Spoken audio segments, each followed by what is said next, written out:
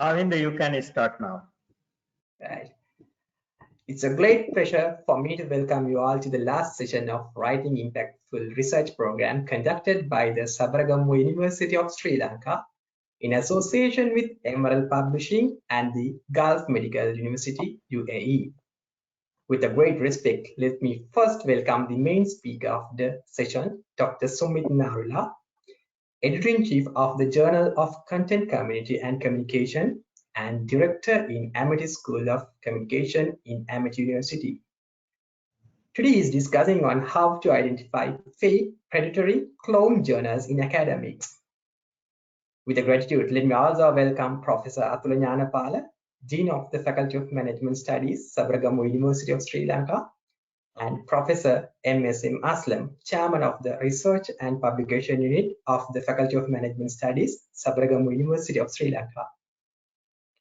Then, with gratitude, let me welcome our regional coordinators of the webinar, Dr. Jayantha N. Dewasiri, Senior Lecturer, Sabaragamuwa University of Sri Lanka, Ms. Sangeeta Menon, Publishing Relationship Manager, Emerald Publishing, Professor Sudhir Rana, Gulf Medical University, and Professor Kashif Said, Gift University, Pakistan.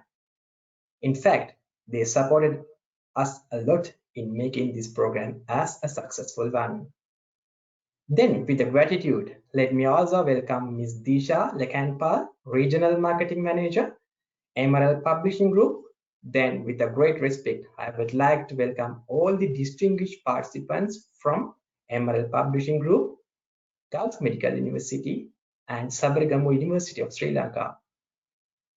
Then, with a great gratitude, let me also welcome the respected audience, mainly our academics from universities worldwide, senior professors, senior lecturers, students, and researchers are warmly welcome in order to make this program as a lively one. Further, I would like to welcome the media partners of the program, Sunday Observer and Sunday Times Sri Lanka. And last but not least, I would like to introduce the main speaker of the program today. Dr. Sumit Narula is a PhD in Electronic Media and Conflict Resolution from Punjab University, Chandigarh. He is presently working as Director of Institution in Amity School of Communication in Amity University, Madhya Pradesh. He has got 3 masters and 2 postgraduate diplomas to his credit. He has published 2 books in mass communication, journalism, and edited 7 books. One of his books, Environmental Awareness and Role of Social Media with IGI Publications USA, has recently been indexed by Clarivate Book Citations Analysis. And he has also published several national and international research papers in journals too. He has also been to London, Dubai, Slovenia, Nepal, Singapore, and Amsterdam for his research work and paper presentations. The core areas for his researches are new media, convergence media, media research in print media, electronic media, fake news detection, peace building, and conflict resolution, and so on. He is also the editor-in-chief of the biannual Scopus Index journal named Journal of Content, Community, and Communication. He is also the chairman of the recently established Center of Excellence for Detection of Fake News and Disinformation at Amity University of Madhya Pradesh. He has conducted many workshops in SPSS, Smart PLS, fake news detection, and catching fake, cloned, and predatory journals in academics. Thank you so much. Dr. Sumit Narula, it is over to you, sir. Thanks a lot for this blistering introduction. I'm very, very excited with this venture of Emerald. From the last 16 weeks, it is going on, and I'm also following it rigorously. And I think my screen is clear to everybody, ma'am? Yes, can see your screen. Right. So thank you for inviting me to this venture. Thank you to Sabaragamuwa University. Thank you to the Emerald team, to Sangeeta Menon, ma'am. From the last 3-4 months, we are in close touch to have this workshop. Thank you to Disha also for managing the logistics and everything. And thank you to the the GIFT University partner, and the Gulf Medical College, sir. Sudhir sir, I am following you on LinkedIn, and I think you're also following me, so we see each other more on LinkedIn. And it's being a proud privilege to be at this venture. And on the last day, I think I'll try to sum up also we have learned in the 16 lectures. So my basic aim is to give the hands-on training session on how to catch fake, predatory, and clone journals in academics. They're ruining the academics, and they're ruining the South Asian countries specifically. So if I show you the live examples, you will see that the papers from European and other American continents are not there. Specifically, they are targeting South Asian countries like Sri Lanka, India, Nepal, Bhutan, and other related countries which are in a developing stage, and where the researchers are naive. They're naive and they do not know much about these academic malpractices and unethical practices. And the onus is also on the research guides also. The research guides also have to understand now that they cannot tell their researcher to publish a research paper of a PhD without checking the authenticity of that journal. So I will be doing all the things together. I will also clear your doubts about the open access policies, when to pay and when not to pay. I will also clear your doubts about the fake and misleading impact factors also. There's a good discussion on impact factor which is going on. I will also clear doubts about the citation cartel, that how journals are colluding with each other and generating fake citations to increase the cite score in JCR as well as in the Scopus. So they are being red flagged, and what are the reasons behind that, and how you can catch them on your own. So I have recently been promoted to Deputy Dean Research in my university, and I'm also the director also. When we decided at that time, I was a director. Now I'm a Deputy Dean Research in my university. So we are also having a center for detection of fake news and disinformation. I'm a Google certified trainer. I took that training from the Google Asia Pacific headquarter in December 2019, where I was especially being given this information that how you can catch fake news and disinformation. And while I was working in the area of fake news and disinformation, in April 2020, I submitted my research paper in a cloned journal to see that what happens. They immediately gave me the acceptance, and when I submitted the money to them, the paper was published in around 10 minutes. So from that day, I decided to catch all of them, and at present we have caught a lot of journals through our center. And we have a journal also, Journal of Content, Community and Communication. This is the only media index journal in the entire university structure in India, which is in Scopus in media category. So now coming to my presentation, I am closing my camera, so there might not be any lag in terms of for the photography, we will open the camera at the last. But before that, because of the lag in the internet, I'm just closing this camera. So the first slide, there are a couple of slides, around 7 to 8 slides, then I will go live and I'll catch the journals live. And I would expect that audience give me more and more names so that I can catch them and I can show them why they are predatory and how they are cloned. So let's have the definition: cloned journals. So cloned journal web pages are a counterfeit mirror of an authentic journal. It exploits the title and ISN of legitimate journals. In contrast to predatory journals, cloned journals are more likely to accept papers from authors, since they have developed as a mirror image of reputable journals, including their domain name. Some of these counterfeit journals actively chase authors through a modified email. So that modified email can be a Gmail. You cannot run your journal from a personal Gmail ID. So that is also a point which we will discuss in later. So through a modified email message that announces a fake call for papers in a current issue of the journal. You will think that this call for paper is from the original journal, but at the end of the day, it's a fake journal, it's a clone journal, but the call for paper will remain like it's like the original call for paper. I'll give you the differences of an original and the fake also. There is a thin line of difference. I'll prove you and I'll show you that also. Authors may be duped by these solicitations into paying an open access publication fees. You think that you're paying in an open access journal. They've misused the concept of open access journal and they've asked you to pay the fees. They will say that you have to pay because it's an important thing and everybody is doing it. No, there are a couple of journals which do not ask for money. I will show you a couple of platinum open access journals where the publication is open access and free, and downloading is also open access and free. But in gold open access, you have to pay, but you need to understand that to whom you are paying, why you are paying, and what are the reasons you should pay. It should not be blind payment to any of the journals. So this open access model is being misused by these cloned and predatory journals. So after paying the open access fees, you will think that you think that you are publishing in a reputable journal, but at the end of the day, when you research and search more, you will be seeing that it's a cloned journal. So that is the point. Now, predatory. Just read the first line. It is very, very important for us to understand. Predatory publishing is called write-only publishing or deceptive publishing. It is called deceptive publishing. It is an exploitative publishing business model that involves charging publication fees to authors without checking articles for quality and legitimacy. So quality and legitimacy means there will be no peer review services. You will not get any services which legitimate academic journals will provide, whether open access or not. So this is very, very important for you to understand. If a journal is publishing in 24 hours or even in 15 days, and that means there is a lesser peer review work and there is no integrity with that journal. So be very, very careful once you see these kind of journals. I will show you live examples also. Once you see these kind of journals, that they should not exploit your research, and the publishing model should be very, very clear to everybody. They're regarded as predatory because scholars are tricked into publishing with them. You will be told to publish in them, although some authors may be aware that the journal is of poor quality or even fraudulent. Now the onus comes on the researcher as well as on the university, that why the university is not checking the authenticity of the research journals.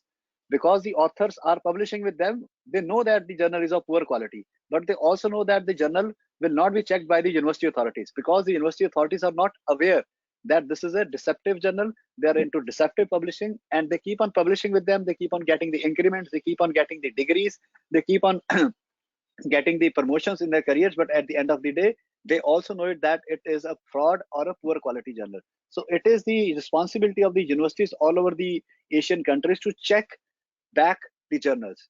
If a faculty or a research scholar by mistake or unintentionally has published in a predatory journal, he should be told and reprimanded of the consequences, that this is a poor academic thing. So if you go to the rankings of the QS and THE, and if you're going for bigger agencies rankings, you need to see that you should not publish yourself into the predatory publishers. Your name and your university's name and your faculty's name should not be there in the predatory journals. I'll show you all the data. So everything which I will be speaking today is data based and facts based. So according to one study, 60% of articles published in predatory journals receive no citations over the 5-year period following publication. So I will also show you there's a Nature study where they have studied these articles in predatory journals, and they see that nobody cited them. I will also show you some of the examples where nobody cited the journal for 5 years, and it kept on publishing the poorest quality research papers. So that is also now your responsibility to check back to the citations, that why are you not getting citations? That means you are not being well read, or your paper is of poor quality, or the journal is mismanaged and is of poor quality. So the onus again will come to the researcher as well as to the research scholar. So let's discuss the impact factor first. So I will take you to this website. So there are only 2 impact factors are to be considered in research. One is the site score by Elsewhere, which is Scopus. The second is JCR by the Clarivate, which is the Web of Science. So Google Scholar impact factor has nothing good in that. Google indexes predatory journal and they do not have any quality assurance in them. I will prove you that how Google Scholar is not that useful for us in academics. So first, let's go to these wrong impact factor on this website, that is predatoryjournals.com/matrices. So just look at this website, list of misleading and fake matrices. So why they're misleading and fake? There are points to it, and these are important points. First, the website for the matrix is non-transparent and provides little information about itself, such as location, management team, and its experience. The company charges journals for inclusion in the list. The values for most of the journals will always increase. Fourth point, I'm highlighting it for you. The company uses Google Scholar as its database for calculating matrices. Google Scholar does not screen for quality and indexes predatory journals. I will repeat this line.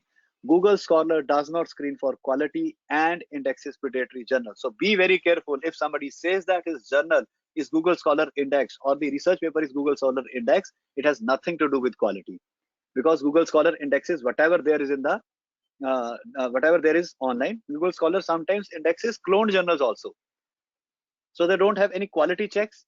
So be very, very careful that Google Scholar means not a big thing in the academics. We make it we say that it's a big thing, but it's not considered anywhere. So the 6th point, the methodology for calculating the value is contrived, unscientific, and unoriginal. And the 7th point, a very, very important point, I'm again highlighting it for you. The company exists solely for the purpose of earning money from questionable journals that use the gold open access model. The company charges the journals and assigns them a random value, and then the journals use the number to increase article submission and therefore revenue.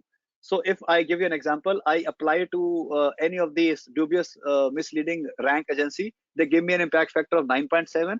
After paying them some money, I take 9.7, I put that on my website, and after putting that on my website, I will ask for call for paper, and I will ask the person to give me money. So I will publish with them with an impact factor of 9.7, which is a dubious one. Nobody recognizes that impact factor anywhere in the academics, but we do not know that, and we keep on doing that. So this is a list, alphabetically list of dubious and misleading impact factor. So as and when you see these impact factor on any of these journals, be very, very careful that you should not publish with them. So you can see site factor is the dubious one, site score is the original one, Cosmos impact factor you see on many of the journals, you see DRJI on many of the journals, you see DIDS, and then you see this ESGI also, this GIF, that is global impact factor, then JIF, that is journal impact factor is there, and you see Pubicon, root indexing, then SJIF. This impact factor has also been misused. Then you have index Copernicus, which has been misused. So this impact factor is also dubious. This Infobase index is also dubious. And ISI, International Scientific Indexing and International Scientific Institution, all these are dubious impact factor, and you need to avoid yourself, and please do not publish with them as and when you see these impact factor on any of the journals, right? Any of the journals. And on the same website, there's a list of publishers also. So this is a list of predatory publishers, and you can see the publishers here, and the latest one added them is the Bentham Open, which has been added to it. So this is for you the food for thought. You can research on it, this website, you can understand it, and you can read more and more about the predatory publishers also, as well as the misleading and fake matrices also. On the same website, you have the list of journals also. This list has not been updated after 2019, but be very, very careful. If you see 4 names with a journal, one is American, International, European, Asian, and Global. American, International, Global, Asian. As and when you see these names, you will just be careful that this can be a predatory journal. Not every international journal is a predatory journal, but 80% of them are predatory, because it is very easy to start an international journal, but it is very, very difficult to maintain the standards of an international journal and to state yourself and to stay into the international arena. So most of the predatory publishers have these predatory international journals. So as and when you see these names, American, International, Asian, Global, European, just be very, very careful and check the authenticity of the journals. I will show you a couple of examples also where I will be checking the authenticity of the journals for you, and will be clearing your query, clearing all your queries also. So be very, very careful now from the dubious impact factors, publishers, and journals. I'm again going back to the matrices. Just look at once again these 7 points and the matrices, right? So be very, very careful.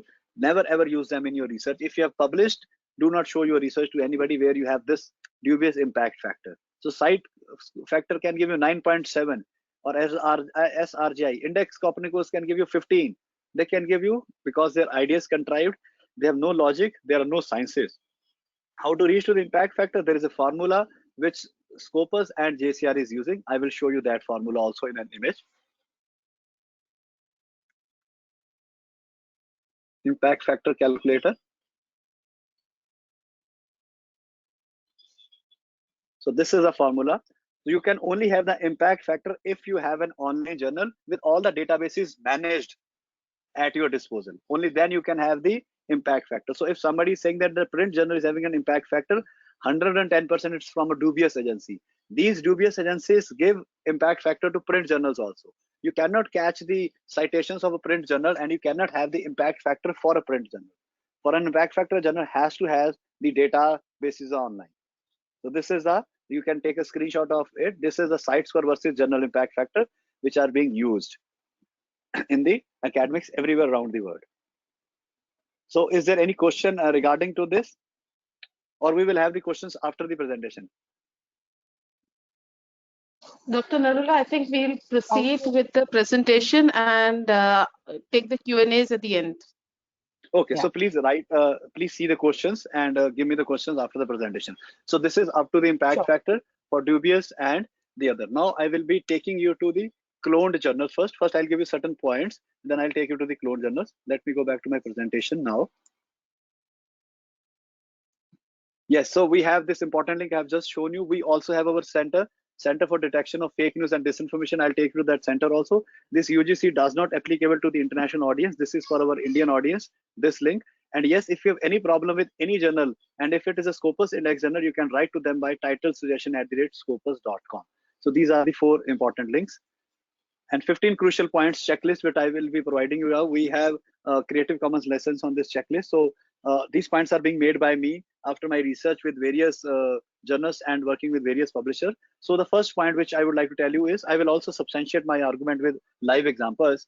Most fake predatory clone journals will not have any submission deadlines. I've just told you they will publish in 48 hours and they'll take money in 24 hours. They will always charge money and give you early publication. Charging money is not bad. Open access journals, gold open access journals charge money, but you have to understand that when you have to pay money and when not to pay. There's a thin line of difference. I'll clear your doubts on that. And always avoid early publication. Please do not tell that you need the paper in 1 month or 2 months. They are looking for these kind of people. They are predators. They are looking for people, those who are weak in research, those who really want to publish a weak research in 1 or 2 days or even in 15 days. A good research paper will take around 5 months to 6 months. Most of them will be having multiple journals doing the same job. They also use a cloned website with the same logos. I will tell you that how they're using. I'll show you the live examples of cloned websites. They will always use fake stamps of Scopus and Web of Science. Google indexing is very easy. Again, this point, Google indexing is very easy. There is no science involved in it, and it is not at all useful anywhere in academics, but it gives you more citations. So most of the times, if you go to Google Scholar, sometimes you can get the reference of a predatory publisher or a cloned publisher. So if it goes with your paper, international journals will not accept your paper. Your paper can be very good, but if it has wrong references, that means you are substantiate that predatory journal. You cannot substantiate that predatory journal. So be very, very careful once you are using references. Now, after this workshop, your doubts about the references will also get clear. Now, what to do?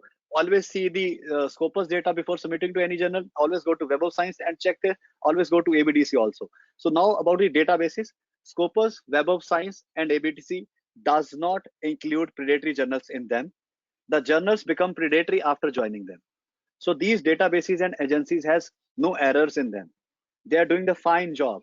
They will not allow a predatory journal to enter. The journals are good when they enter. For 1 year, they keep on working good. And after 1 year, they sell their souls. They sell their souls and they start earning money and start misusing the Web of Science, the Scopus and ABDC databases. So the agencies are trying their best to stop them, but you never know that which journal will go predatory. So I'll give you a couple of points, couple of meritorious things where you will be now able to catch some of the journals, and you can also make aware these agencies that this journal is going predatory. Kindly have a look at it. The work of whistleblower which others are doing, you can also do that after listening to me for 1 more hour. So next is, there will be no contact details of the chief editor and editor, or else there will be fake people.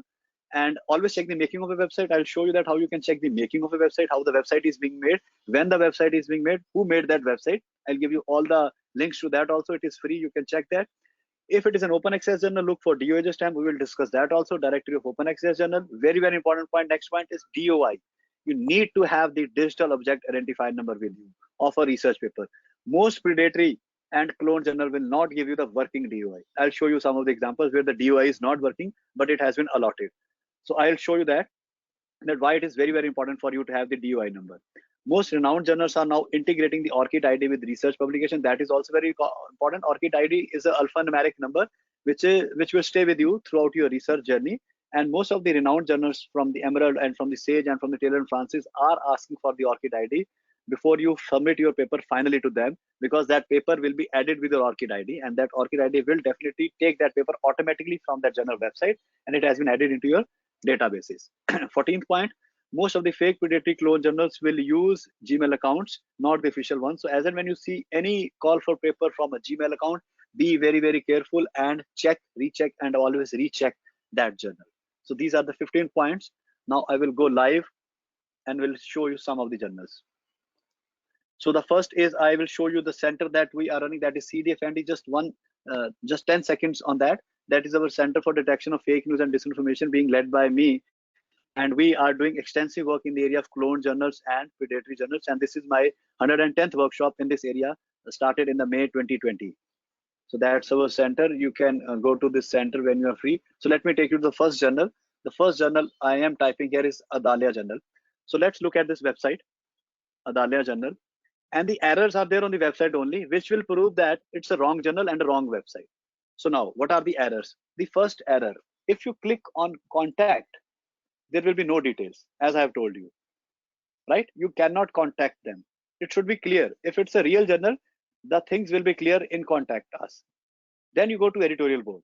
If you go to the editorial board, only the names are there. They can be picked up from anywhere and can be misused here. And if you scroll down, you see nothing. And then you see the email ID, which they are asking us to send paper is a Gmail ID, which is dubious. Then this impact factor 5.3. From where they have taken this impact factor? Who has given them this impact factor? No ideas about that. So 4 errors on the front page. Then you go to call for papers. When you click on call for paper, you will see it is showing as a multidisciplinary research journal. You cannot have multidisciplinary research journals. You have interdisciplinary research journals. So there is a thin line of difference between multidisciplinary and interdisciplinary. So if you look at this, the scope is from science to architecture, which cannot happen. You cannot have a multidisciplinary option. No journal is multidisciplinary. So you scroll down, 5 doubts. Now the 6th doubt, you scroll down, you see a screenshot stating it that it is indexed in Web of Science. Yes, it is in Web of Science. And if you zoom out, you will see it's an archaeology journal. It cannot have paper other than archaeology and published from Turkey and Antalya. So if a Turkish journal and from Antalya, it cannot have this website. It's a very weak and dubious kind of website. The original website is somewhere else. 6 points of doubt. And then you can see these logos, the misuse of the logos. You cannot use them without taking the written permission. So now you go to some of the papers, you will see that the money is involved. 3,000 is an Indian money and that's USD is $100. And some of the more dubious things. So now where is the problem? How to check it? This journal and this website is looking dubious. Adalia is looking dubious too. So how will you check it? We will go to the Web of Science resources. Please be very, very clear that MJL, Master Journalist approach, is free. To reach MJL from Clarivate is free. You can reach them freely. I have entered with my Gmail ID. I'm logging out so that I can show you that it is very easy to reach to them. So mjl.clarivate.com, enter them with your Gmail ID, and then you can type the name of the journal you are looking for. So it's just logging me out for the moment. Now I'm logged out. You can create your free account. It is written free account, then log in. I'm logging in. I've made my free account with Gmail. You can also make your free account with Gmail, and it will take you to the Web of Science Master Journalist. Sign in. And after signing in, we will put the name of the journal here, and we will see that what is the information they're having. And what we saw on the website, we'll try to match that. So, Adalia, search journal. And it has taken us to the screenshot which was there on the website. But there is more to it. More to it means view profile page. You click on view profile page. And then this information comes out, the archaeology and all. But there is one link, visit site. Visit site means it will take us to the original website because the data is culled from the original website to be added into the JCR, to be added into the Web of Science Index. So you can also see the language is Turkish, the country is Turkish, the frequency is also annual. So we'll click on visit site and it will take us to the original website. And you will be amazed to see that this is the original website. And what we saw was the cloned website of this original website. This is example number 1, right? And you can see ecmat.ku.tr is the original website. And here what we saw was the cloned website. And people are still publishing with them. If you see some of the research papers, you will see people are still publishing with them. But mostly they are after the Indian researchers and the Southeast Asian countries where there is not much of the awareness. So I'm not doing the meta-analysis of these research papers, but if you do the meta-analysis, you will be seeing that most of the papers are of poor quality, no plagiarism check and nothing. So now all these papers are in Google Scholar also. So a person can say that my paper is Google Scholar, although it's in a cloned journal. So Google Scholar has no technicalities to stop that. They can index anything and everything because they do not have that algorithm with them. So now the next example, there is one more journal, Orchid Journal. Let me take you to this website. Again, you will see they are writing multidisciplinary. I told you that they will always write. Then they will write a monthly journal, a peer-reviewed monthly journal. Then again, the submission last date was throughout the year. It's not like that. Publication fees is 3,000 Indian rupees and 100 USD. Then blind peer review and all. And again, they are using the Gmail ID. And they will give you a bogus impact factor, which can be any figure, 3547. Now, where are the errors? How do you check the errors? Go to contact again. There will be no details. The same picture which Adalia used is being put here. You go to the editorial board. There will be only names, no verification. The names can be taken by anybody and it can be taken from the internet. And you can see the blank website down. There's nothing. Then you go to the call for paper. Again, you will see multidisciplinary, which is not possible. How can you have from science, technology, social sciences, physical sciences, agriculture, biomedical, pharmacy? How can you have all the areas covered in a journal? It cannot. So doubts are there. You go to home. And then again, you will see all this. So where is this journal? This journal says that it is in Scopus. So we will copy this name ot from here and we will go to the Scopus databases now. So Scopus databases entry is also very easy. You can enter with your Gmail ID. And once you enter with your Gmail ID, you can freely see the journal's name. You cannot download anything, but you can have the free access to see that what is the health of that journal, what is the originality of that journal. So we will put the name here ot. And Scopus will self-populate it because it is indexed in Scopus. Self-populated will click on ot.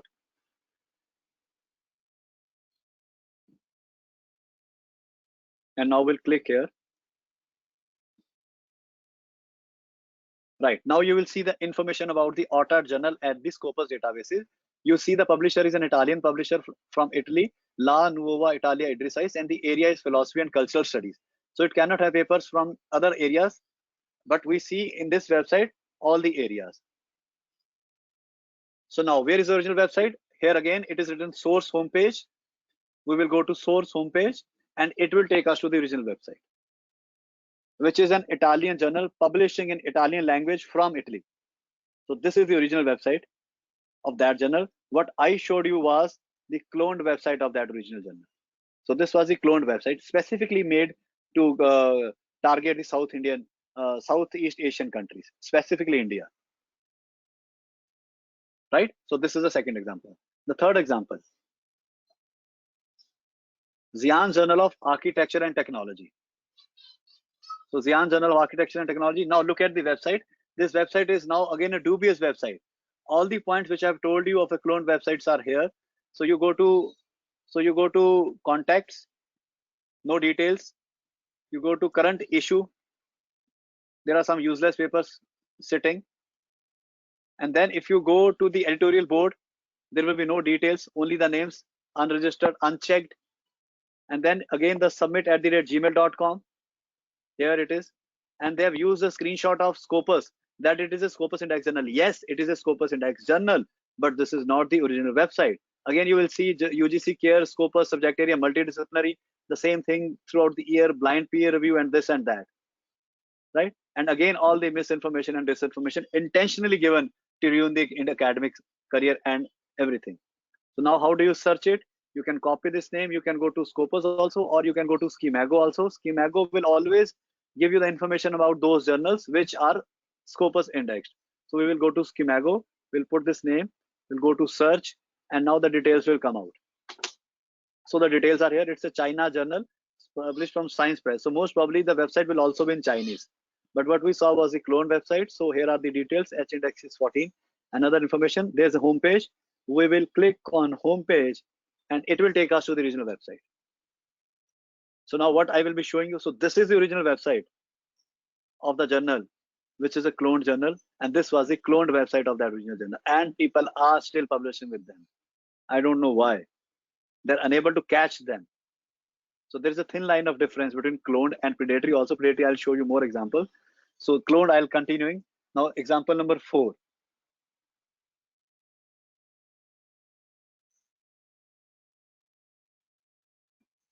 Goteria journal.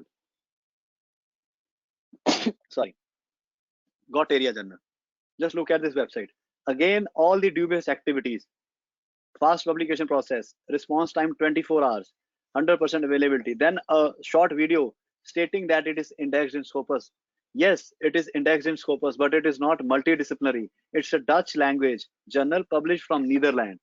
But they have made a quick video stating that it's a Scopus index journal. But once you scroll down, you will again see these same problems. Submission last date throughout the year, publication period 48 hours, acceptance status 24 hours, subject area multidisciplinary. And again, all the logos. And the whole whole new level of disinformation. So now where is the original journal? We can again go to Scago, or we can go to Scopus Databases. We can go to Scopus Databases and we can go to sources, and we will put the name here, and it has to be self-populated by Scopus if it is indexed by Scopus. So it is indexed by Scopus, self-populated by them. Go to find sources. So this is an easy process, but everybody has to do it from now, from today onwards, after listening to me, that they will not get caught by these cloned journals. They're everywhere, these cloned journals. So you can see the National Herbarium, Netherlands. So now the point sometimes comes that they don't have the source page here. So because of this anomaly in their databases, sometimes the cloned websites are looking like the original website. But there is one more area from which you can check. You can copy this name and you can take the help of Schemago. And even sometimes you didn't get the website, then even you can understand that the Netherlands people will not have this poor website. This is a poor website, and Dutch people will not have this website. So even if we are unable to reach to the original website, please don't publish with them, which are looking dubious. So now let's see what Schemago tells us. Schemago tells us this about goat area. Yes, Schemago has the home page. So we will click on this home page and it will take us to the original website of that cloned journal. And you can see it's a Dutch language website publishing in Dutch. And what we saw was the cloned website of that original journal. So every databases have some problems in them. In India, we follow UGC Care. So UGC Care also have cloned journals in them. Elsewhere, Scopus also has, ABDC also has, and Clarivate, Web of Science also have predatory as well as cloned journals in them. So every database has some kind of anomalies with them, which are being misused by these perpetrators of academic integrity. Next example would be, I will be showing you a couple of more examples in the area of cloned only, so that you can understand that how does a cloned journal look like. Is Agwim. So Agwim journal, and all the websites are on the top because they use the SEO, that is search engine optimization. I'll show you the example also of a website which is using it. So as and when you write these websites, they're always on the top. So this is again, now I think you can see a cloned website with all the errors which I've shown you. They're using Gmail. They're again using multidisciplinary, again using the Indian UGC Care approved list, and then the username and the password. If you go to contact, there will be no details. You can see this in the editorial board. There are these names, no checking of these names. It can be taken from any good website. They can be taken. You go to home, you will see that. Just look at this. Just look at this. Submission last date throughout the year, acceptance status 24 hours, publication period within 24 hours, and frequency 12 issues, multidisciplinary, and so on and so forth. Right? And this is a Scopus Index journal. You can search it through the Scopus. Now, one more, high technology letters. You again see the journal wheel is on the top. Every clone journal is most of the time is on the top because it has been using the SEOs there. So now you can see this journal, right? Again, it's a clone journal. Then we have the Peduma journal. PedumaJournal.com is also there. There are many in this category. Now you have to catch them on your own, and you can report to the main journal also. But most of the time, the main journal says that it does not come under the jurisdiction of our country. So that is why there are no action on these clone journals. So one more unique example of a journal is International Journal of Disaster Recovery and Business Continuity. We'll click on this journal and let's look at this website closely. So you see that they are saying that it is an ESCI Index Journal of Web of Science, and a couple of things are there. But you see, if you click on contact, there will be no details like this. If you click on the editorial board, there is no editor-in-chief, and still they are running this journal. And people are publishing with them without any editor-in-chief. And there are basic grammatical errors in the website. I'll show you that. Here it is. You can see the C is caps on here also. So these are the grammatical errors. Then again, last day of every month. A monthly journal is not a positive journal most of the time. Yes, there are some good monthly journals also, but these kind of journals cannot be a good journal and a monthly journal. So now where is the original journal? We will go to that also, but just look at some of the research papers they are publishing. Useless research papers. in a cloned journal. So now where is the original journal? They are saying in Web of Science, we'll copy this name and we will go to the Web of Science resources. So Web of Science here, return to search results. We'll copy this name, search. So it is there in Web of Science, exact match found, view profile page. You can see it's an Australian journal published from Tasmania, issues per year 1. So it's an annual journal.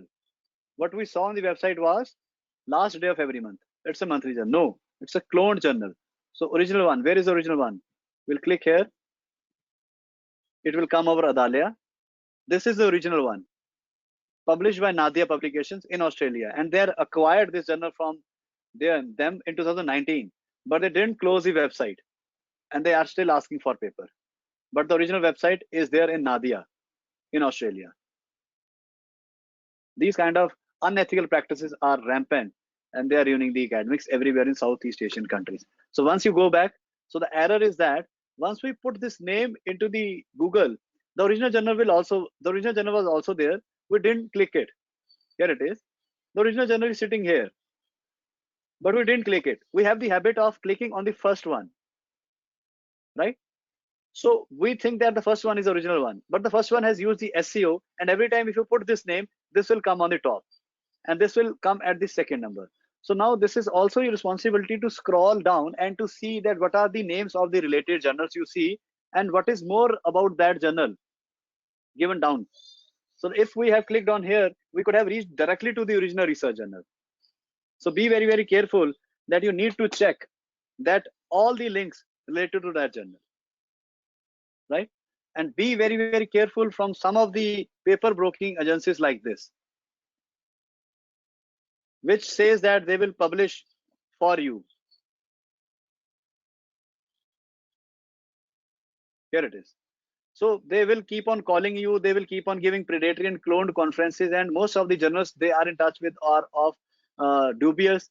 Good journals never attach with these kind of conferences, and they do not ask for them to arrange papers for them because money is involved. So they take half themselves and half will be given to the publisher, and most of the time the list with them is of predatory or mostly the cloned journals. So be very, very careful from the paper brokers in your career.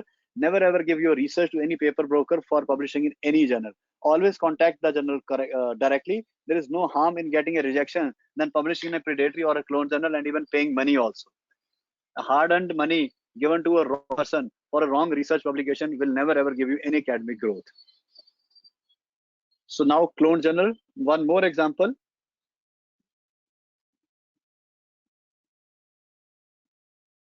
Look at this journal, Novimir. Again, it is at the top.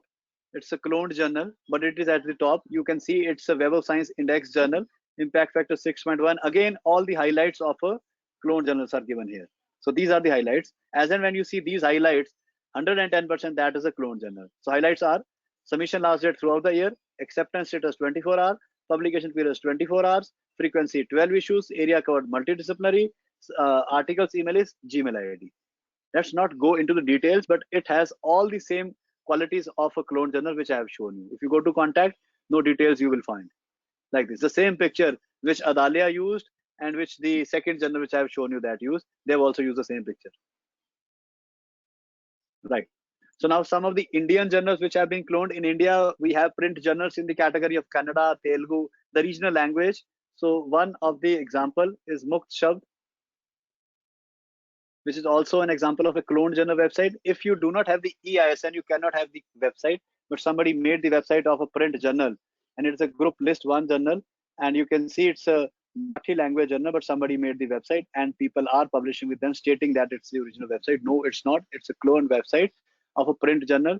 If you see the editorial board of a Marathi language journal, you will laugh at them because they are people from Stanford, Yale, Taiwan, Harvard, working in the area of Marathi, which is not a possibility. So it is your concern now to check the details of the editorial board, that who those people are and from where they are and whether they are not installed without asking their name. So how you check it and how you can save yourself from that, you can go to Google Alerts and put your name into alerts so that nobody can misuse your name. So I have Google Alerts. So Google Alerts are on my name. So as and when anything on web is that Dr. Sumit Narula or Sumi Narula, my Gmail ID is being used, I will get a notification. Or if anything on fake, predatory and clone journals, or the area in which I'm doing research, nomophobia, all these 4 alerts are there. As and when anything happens related to that online, I will get an alert. So this is for you. You should also go for the alert so that nobody can misuse your name. So be very, very careful. So ma'am, any question related to clone till now, or we are good to go? Because I'm about to close the topic of clone journals. I'm shifting to predatory now. One more clone journal meanwhile. There are a lot of questions, but if you start taking the questions right now, Yeah, yes, I think yes, the flow will break. Okay, so now the last clone journal, Zichin. Just look at it. It is also a clone journal. I'll give you more example. Zidian is also there, which is a clone journal.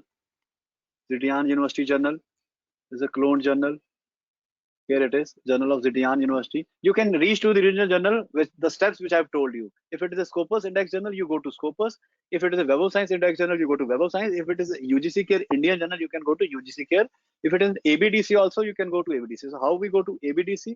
It is also very easy to go to ABDC. It's like this, Australian Business Deans Council quality list, and they have their own databases. They do have anomalies. I will discuss those anomalies also, that what are the anomalies with them, and they are trying to improve that. So there is an online submission form also where you can also give them the ideas to improve their quality list and the reports. So I have also written to them. Many of the others are also written to them. So this is the ABDC list. You can freely download it from this link. Here it is, 2019. The new list is coming in 2021, and there will be many changes. Many of the institutions have stopped taking the papers of C category because C category journals are somehow poor quality journals. They say that in other institutions. So they've started stopping taking the paper of C category, and many predatory journals are there in C category. So now everybody is following A star, A and B, but C category is still there and is recognized. So not every journal is there is predatory, but somehow one fish, you say na, that rotten, one apple rotten the whole storage. So that is like that. So if there are 2 or 5 predatory journals in this category, almost everybody will see all the C category journals dubiously that there is something wrong with these journals. So I'm closing the topic of cloned journals now. So I think you have understood the cloned journals, and be very, very careful. And I will answering the questions also, and I will also checking some of the journals which you will be writing in the chat box. Now let's go to the predatory journals. So what are the predatory journals and how are you going to catch them? That is also very easy. Everything, every error is there on the website only. So you have to carefully see the website of that journal, and then you can catch them. So predatory journal, the first example. Now in this example, the website is original. The website is original. Journal of Critical Reviews. This is a journal. Now the website is original. There is no cloning involved in it, and this is original website made by the original people. What they did, after getting indexed into Scopus, they sold this journal for some money, and they earned around millions, and now this journal is discontinued and removed from the Scopus databases. But before that, going to Scopus databases and checking it there, I'll show you the errors on the website itself, which makes them a predatory journal. The first error, again you go to contact, there will be no details. Wherever there is deception in the life, there will be no details. So be very, very careful. As and when you see there is no contact information about anybody in your personal life also, never ever deal with that person. And the same goes with academics also. So deception comes with a lie, and that lie is that you will not get the accurate and true information. I will show you our journal, Journal of Content, Community and Communication, which is also a Scopus Index journal, where every information is true. And I will show you other journals also, the journals of Emerald, the journals of Sage, the journals of Taylor. In Emerald also, all the informations are crystal clear. This is one of the example of an Emerald journal. You will see all the information, everything is crystal clear about that person. If you go to the editorial board of this journal, African Journal of Economic Management and Studies, you go to the editorial board, you'll get all the information clearly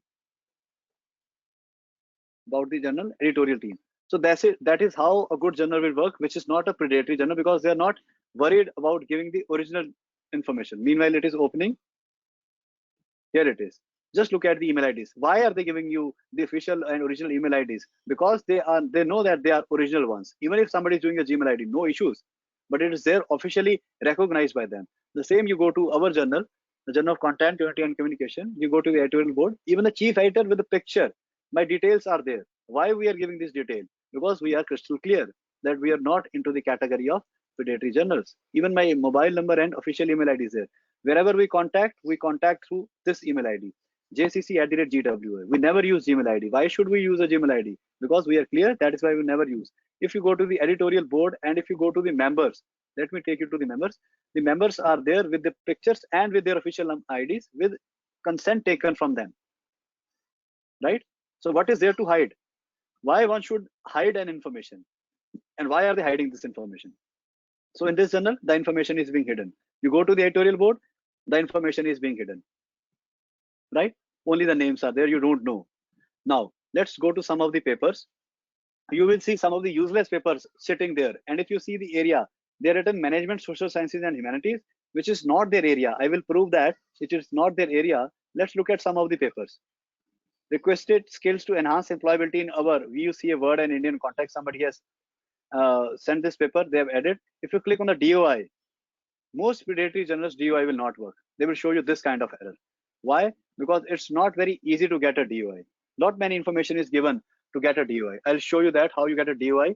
I'll show you our account also, and I will make a DOI in front of you. This is a web depositor agency. And if a journal is saying that it's a Crossref index journal, Crossref does not give you any indexing. It is a metadata manager agency. It just gives you a DOI. I'll just issue a DOI in front of you after 5 minutes so that you have the example live in front of you, that how a DOI is given and how you can check it. So the DOI is also not working. So we got 4 or 5 errors. The error one is contact details are dubious. Our editorial board is dubious. They're speaking about management, social science and humanities, which is not there, and the DOI. So 4 errors. So this journal was indexed in Scopus once. So we'll go to Scopus and search about this journal. So this is a predatory journal now. Journal of Critical Reviews.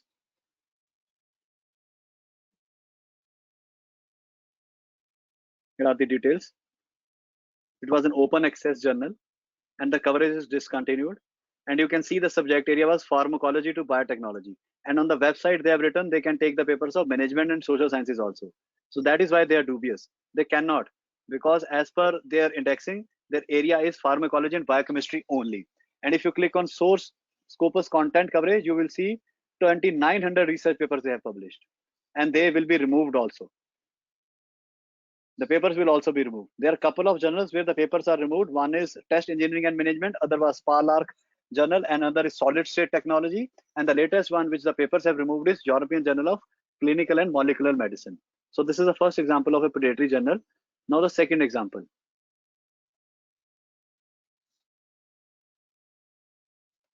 European Journal of Molecular and Clinical Medicine. Now be very, very careful. The website is original, but there are other dubious. Once the dubious things are, contact us. There will be no details in this journal also. You go to journal info, go to editorial board, dubious names are there without any information. Some Dr. AP Singh, some Hussainji, some CCYN and all.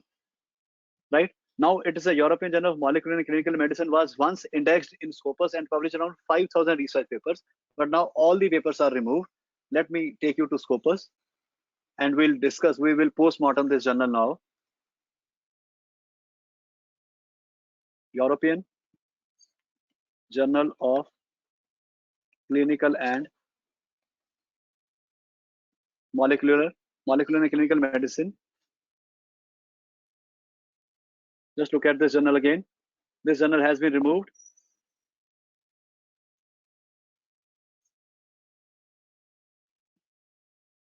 You can see the coverage discontinued. The coverage year was 2018 only.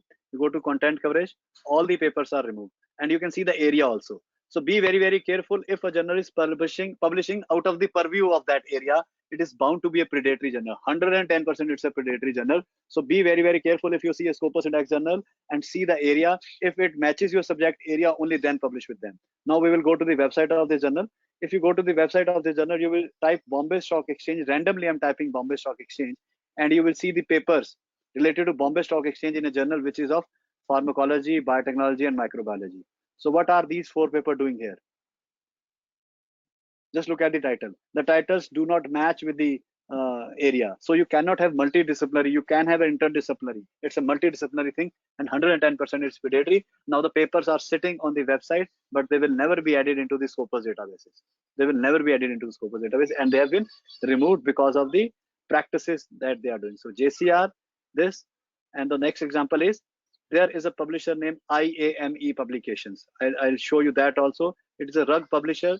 It has around 5 Scopus Index journals once a time, published around 26,000 research papers, and all are removed. So how do you search it? Go to publisher.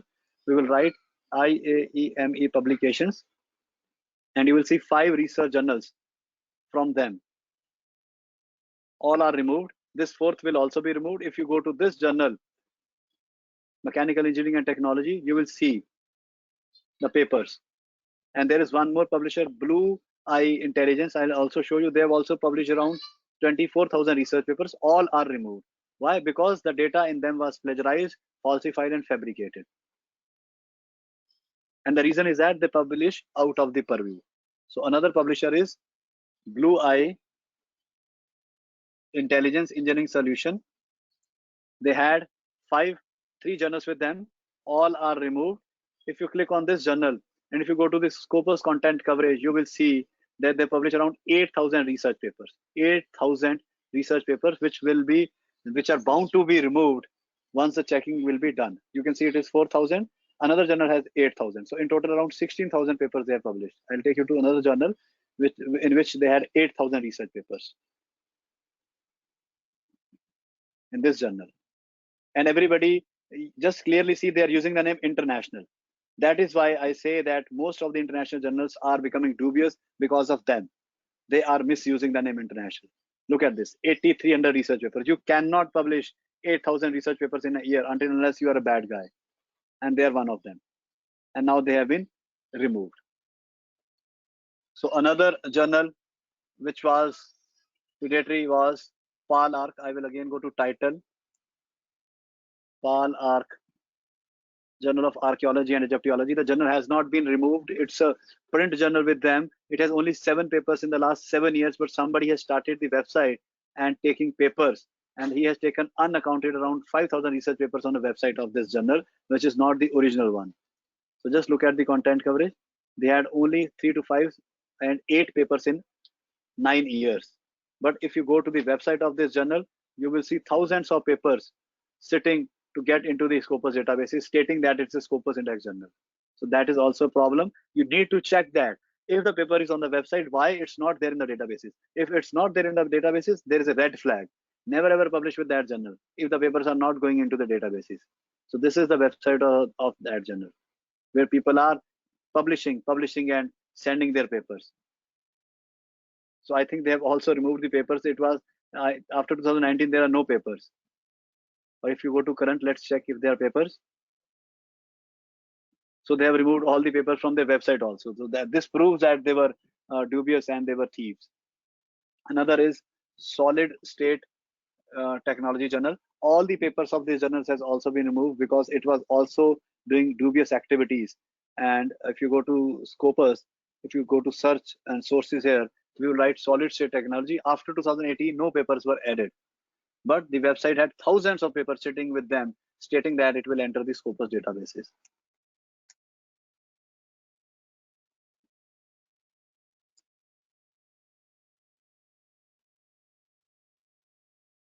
Let's go. Okay. Solid State Technology. Right, and many of the name journals starting with the name Turkish are also in the predatory list. They will be soon discontinued. So they go to Scopus content coverage, and once you go to Scopus content coverage, you will see all the papers have been removed, and there are no papers after 2018. So now there is a discontinued list also. How to check that? You go to content coverage here, and once you go to content coverage, you have to scroll down, and once you scroll down, you come at the end of the page, you will see this link. Download the sources title list, including the Scopus discontinued list. I have downloaded it. I will show it here. And this is that list. Discontinued titles June 2021. So this list is also very important for you. This should be with you all the time so that you can see that these are the discontinued list, discontinued journals, and the red journals are which has recently been added into the discontinued list. So it is there, right? So this list is there for you. for the free download. And here is also the list of accepted titles where you can see what are the new titles which have been accepted by them. And there can be titles from elsewhere, Emerald, MDPI, Sage, Springer, and all. And new titles are also added almost every month into this databases. Right. So now I'll show you a journal which didn't get a citation from the last 5 years. And the main problem with these journals are that they publish high number of research papers in a year. With that, they get caught. So if you go to sources, there is a journal named Plant Archives. And most of the time you see the sciences journals are doing this because people believe that sciences are the best thing and they misuse that. So Plant Archives is a journal. It is removed from the Scopus databases, but you see they have published around 1,500 research papers in a year.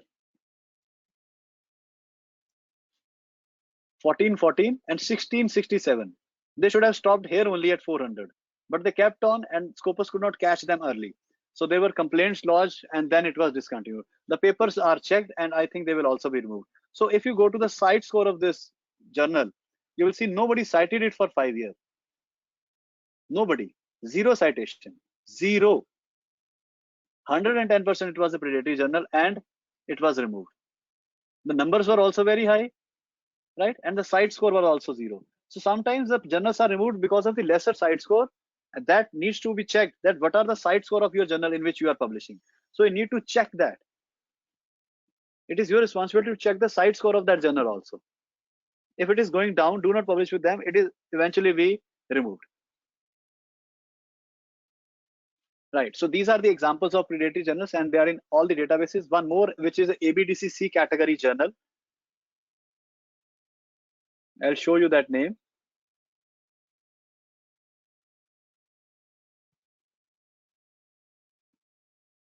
Issues in Journal of Contemporary Issues in Business and Government. The website is again the dubious websites like the website which we have seen, this website. European Journal of Molecular and Clinical Medicine, and then this.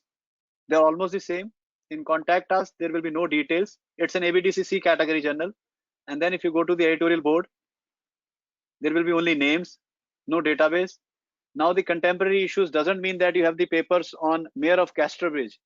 So it has a paper of Mayor of Casterbridge in it, which this novel I read when I was in graduation in 2002. So I read this novel and somebody did some research on it and it is published in ABDC C category journal here.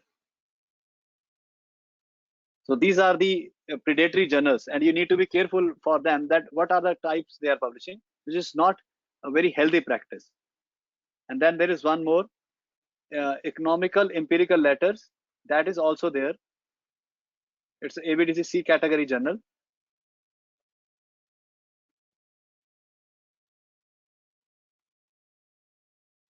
So why it is looking predatory and dubious is that you cannot see the paper. The papers are being published, but if you click on any of the edition, you click on June 2021 edition, and if you click on any paper, you just cannot see that. They do not give you any DOI. You have no information who is running this journal, who is publishing this journal.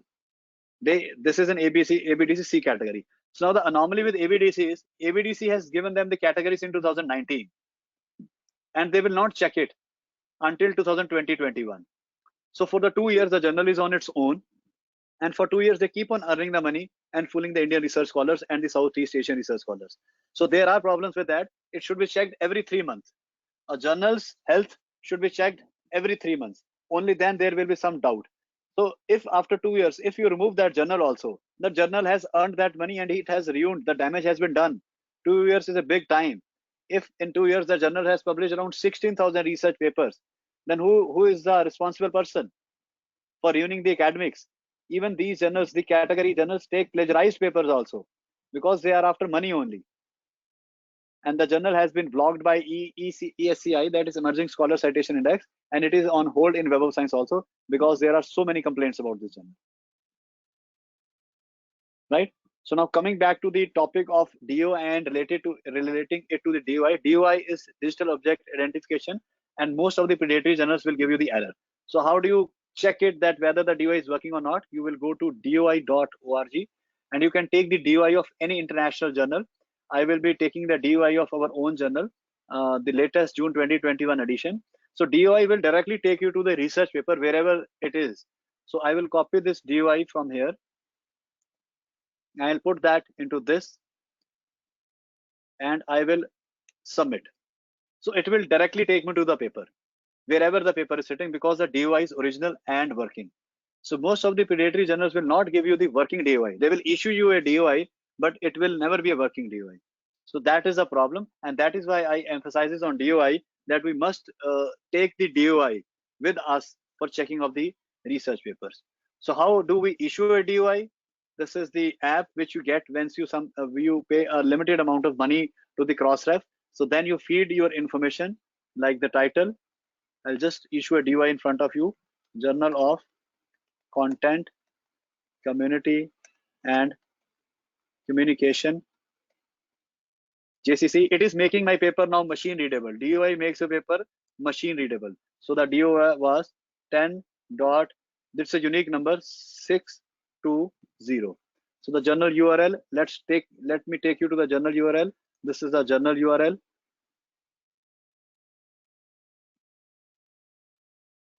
Then the print ISN, it is asking for the ISN. We will give that print ISN also. So the print ISN is 23957514. 23957514. We have electronic ISN also. Only then you can have the website. We have that also. That is why it is in Scopus. Scopus always go for the online journals. That is 24569011. 24569011. Volume 7. Volume 13. Issue 7. We can skip that also, but no issues. Volume 13. Issue DOI. That is the issue DOI. V. And we'll take it from here.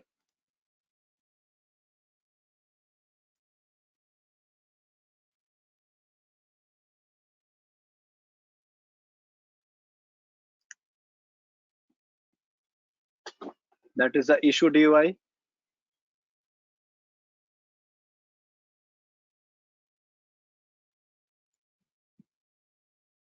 URL, issue URL is again this one.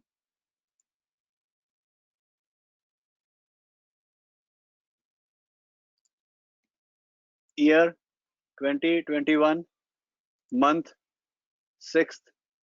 Day was 30th June when we released it. Gone online on that day only. 6:30. There can be issue can be 7th, and issue DOI is this /JCC.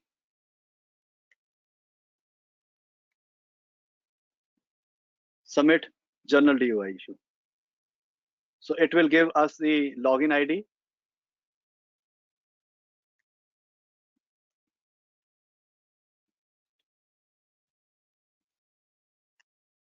So it's not an easy thing. I'm trying to show you that it's not an easy thing. Okay, wrong credentials. I'll come back to it later. So maybe the password I have to change. I have changed the password. My point of showing you all this, it's not an easy, and predatory journals will not do it. Predatory journals will never issue you a digital object identifier number which is working. Why? Because it's not that easy. You need to give full information about that concerned research paper. So that is there that they will not give you.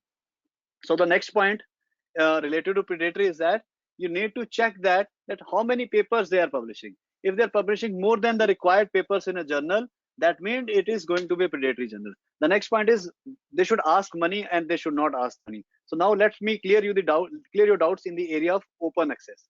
So let me show you an open access journal.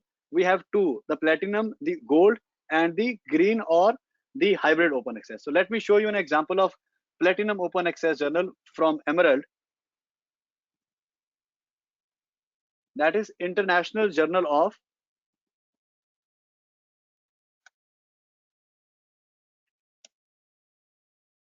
that is a gold open access. Okay, this is International Journal of Climate. This is a gold open access journal.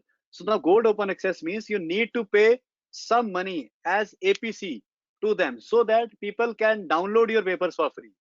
So this is a gold open access journal where it is written directly here that this is the amount APC that you have to pay so that people can freely download your paper. So if you go to table of content, now I can freely download any research paper published by you in this journal by paying this APC. In platinum open access, you do not pay anything and the researcher also do not pay anything for the downloading. So in gold open access, you click on this and you can download the paper at your own will, like this. Just click on the paper and it will be downloaded in PDF format. And then it gives you more citation and it gives you more publicity. So that is why people are going for gold open access, but people are going for platinum also. So money is involved, but it's not blind money. You need to see to whom you are paying and whether they're issuing you a voucher or not, and what is the cost of that, and whether that journal is some index somewhere or not. So that is very, very important. So I have just downloaded a paper from a gold open access journal without any cost involved in it. The platinum open access is our own journal is also like that. You can download any paper. Just click on the paper and you can download it for free. That is also the example of platinum open access. So Emerald also has some platinum open access of IMM, Ranchi they have started, and so on and so forth. So this is the gold open access, and this is the platinum one, the Amity one, and they too have. So now Sage too have that. We have one example of Sage, Big Data and Society. They too have an open access journal. Just look at this journal. In this journal, they're asking for the APC of $1,500. Right? You go to the editorial board and you go to the journal's description. And once you go to journal description, you will see that they're asking for the APC of $1,500, which is there. So it is also a gold open access journal, but the rankings are also very high. Like the Emerald journal, the rankings are very high. So there is no problem in paying to them, or you can write to them that you are from a poor country or you're developing country. They might consider or they might not consider your request. So that is there. So that is gold open access where you pay. And then we have the platinum open access where we do not pay, but researcher is always beneficial in gold because he can download it, and in open he can download it. But in other areas, he is not able to download it, and there will be some kind of money like $37 to download and other things to download there. So these are some of the concept of open access while paying and not paying the fees to research journal. So this, you should be very, very clear that you should pay or you should not pay.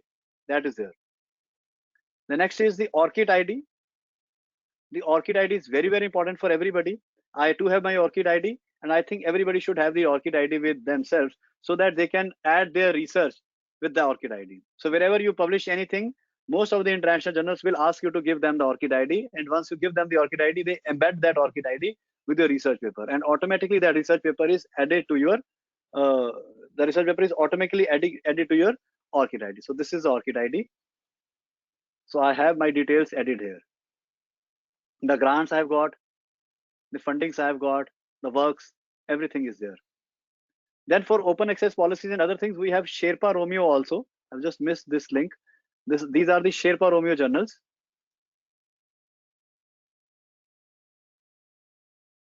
And here you can type about every journal. So if you type Emerald or Sage or any other journal, you will get the policies which are summarized, right? So you can search, it's the country, 477 are there. You can go to view and you can check the details. So these are the journals, right? Some are print and some are electronic both. And then you can see the policies of these journals. So what are the policies of these journals? That the printing policy, the embargo policy, like Journal of Ethics, if we see, so these are some of the things that you have to see. That published version is what, accepted is this, submitted is this, right? So we also see the digital preservation also. Clocks is doing a good job in that. You need to digitally preserve your research papers also. Most of the international journals are doing it, and they have the clocks with them. You can see Emerald here, Stanford here. The good and international publisher are asking for this clocks, and clock, what they will do, they community governed and supported digital preservation archive for scholarly content. So if at all your journal is closed and you have no link, if it is a clocks index journal, the clocks has a database, your paper will never be lost. It is always digitally preserved. So as and when you type your name, it will be triggered and your content will come out. So triggered content is there. So the next point is with the COPE also. So I have got some guidelines for you of COPE. So where are those guidelines? Otherwise I'll type again. I'll just close some of the links because there are too many links now. So COPE guidelines, here it is. The principle of transparency is there, but not the COPE guidelines, which I have outlined for you. Okay, I'll type it again. COPE guidelines on predatory. They have also come out with guidelines. There are of 18 pages, and you can download these guidelines. Here it is, predatory publishing, and you can download these guidelines. They have given some key points also, and how to see that. COPE is very good. COPE is very good in the area of ethics and catching these predatory journals also. And the next point would be to check the making of a website. So how we do it? We go to whoisdomaintools.com. This is the website.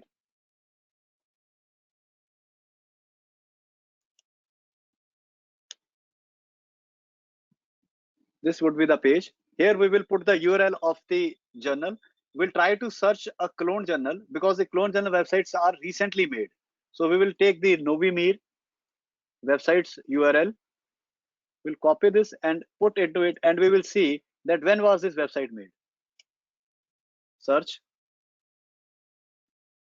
We validate this. Go. And here you can see this website is only 575 days old. Was made during the days of lockdown, just to ruin the future of academics everywhere in Southeast Asian countries. A Scopus Index journal minimum requirement is 3 years of online standing in a Scopus Index journal.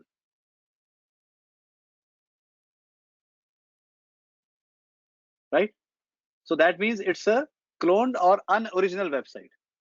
So you can check that also through this. Then we have cables also. Cables also will give you the information on pediatrics, so predatory journals, and they have a list of predatory journals, and ABDC follows cables.com. So once I write to ABDC that these journals is a proposal, so they said that our journals are being seen by the cables, and once the cables give us the approval, then we go for that. So that is there. So cables also do not check the journals regularly. They need to check them regularly, and then they can come out with this. So the next point that they are using is the Almetric Score. So Almetric Score is a new thing. The badge of Almetric is an important badge. I'll just show you the basics of that. There is so much into it, so that one full day will take. But I'll just give you the basic that what is Almetric. It is for discovering the attention surrounding your research through social media. So it's not about your citations. It's about all other things that you do. If somebody has spoken something of your research, a collated record of all the online shares and mentions of your research. So there is a donut, and view all of the original comments and coverages. So that is there. So that is the Almetric Score for researcher, and people are asking for now Almetric Score also. In times to come, it will be there. The next point would be to look for the Retraction Watch. So Retraction Watch is also making a database where when the journals retract some paper, if an elsewhere journal or a Sage journal, the name will be here. So the database says once you retract a paper, they are making the database, and if your name is there, then it is very, very difficult to save your name from the academic disgust, and you will not feel very happy. And the publishers also blacklist you because they do not want their research papers into this retraction list. So there are some of the names which is coming up. This is the new thing which is coming up in India. If you see a name Bharat Agarwal, some American, he has around 39 retracted papers because of the reasons of plagiarism, falsified and fabricated images used in the research. And somebody is making the database of that. So it is very, very important for you to have an eye on it, because you will not get any grants, any academic careers increments, and any future prospects if your name is there in the retraction list. And the journals also feel really very bad, and the publishers also feel really very bad that their journals have the names of the journals are there in this list on the retraction one. It should not get into it because retraction is not a good thing. It should not have your paper or your journal should not have retracted. So the next thing is H index and the I10 index. So I will manually give you the example of H index, that how you can have that H index manually. H index calculator is there with us. And I10 index I will also explain. So just look at this H index. To manually calculate your H index, organize articles in descending order based on numbers of times they have been cited. In the below example, an author has 8 papers that have been cited 33 times, 30 times, 20 times, 15, 7, 6, 5, and 4. So at number 6, whatever is the number of the citation will be your H index. And your H index of Google Scholar will always vary because Google Scholar will take whatever paper is near to your name and add it with you. So Google Scholar's H index is not a very excited one. H index of Scopus can be seen, like if you go to sources, how do we search each other? Like if I have an application for a faculty, I go to search, I will put that name of that faculty, and then I will see that what H index he is claiming and what H index Google Scopus is having for it. So I can show you for mine, my name, my details, and my H index is 2 here. But if you go to Google, so Google Scholar, my H index is 5, right? So H index, this is the formula, and that is how the H index of Scopus is being rightly said there. So what is an I10 index? I10 index, I will also clear it out. I10 index is number of paper got 10 citations is your I10 index. So what is I10 index? I'll just show it. It is a sole matrices by Google Scholar and not shown or put matrices to another renowned publishing firm. So it's not a renowned or a very excited thing. So whatever paper get 10 citations will be the I10 index. So I10 index means if I got 2 papers which have 10 citations, my I10 index will be 2. So if you have a paper which has 10 citations, 10 papers, your I10 index will be 10. So it's like that. So nothing highly signified here, and it is just a simple logical mathematics which is being given by Google. But Google has made it a big thing to enter themselves into the academics also, that they have given these indexes, right? So H and I10. So the last I'm concluding with this is journal finder. People usually ask where to publish. So every publisher has its journal finder. Just look at this: Springer, Sage, Wiley, and elsewhere. So you can go to Springer, Journal Suggester. Every publisher has that, and you put on some information: manuscript title, text, subject area, and then refine your impact factor, acceptance rate, and everything, and suggest journal. You will get the detail. So if somebody says that how do I find a journal, go to journal finder, and every publisher has its own journal finder, so that it's very easy for you to find a good journal as per your research. Right. So ma'am, I stop here. So let's have some, because I'm expecting around 20 to 25 minutes of question answer. Thank you so much, Dr. Narula. Yes.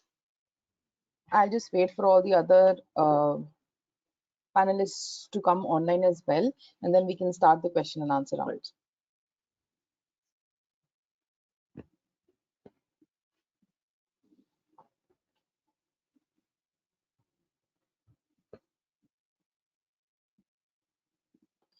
Give me a second. What I'll do is I'll also set. No issues. I will also take a brief for 1 minute. Yes, definitely.